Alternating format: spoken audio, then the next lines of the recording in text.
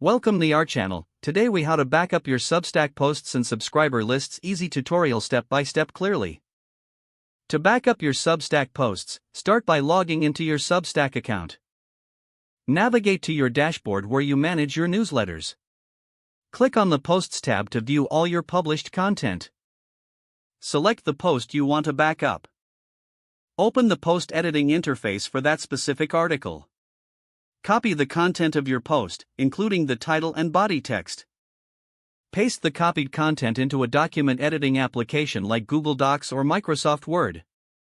Repeat this process for each post you wish to back up. Store this file securely on your computer or in a cloud storage service. You're now ready to transition to new platforms or simply keep your data safe. If the page does not load, refresh the browser or try again in a private or incognito window.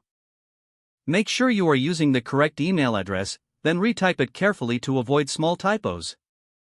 If your password is not accepted, use the reset option and create a new strong password you can remember. Check your spam folder for verification or security emails, then complete any requested confirmation steps.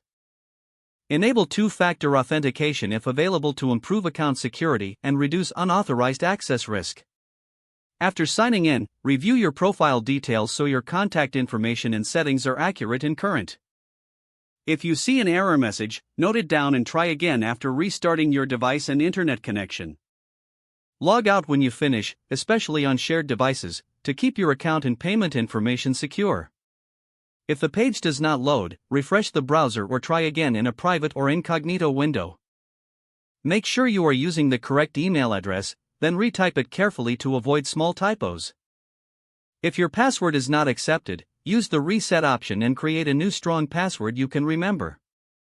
Check your spam folder for verification or security emails, then complete any requested confirmation steps. Enable two-factor authentication if available to improve account security and reduce unauthorized access risk. After signing in, review your profile details so your contact information and settings are accurate and current. If you see an error message, note it down and try again after restarting your device and internet connection.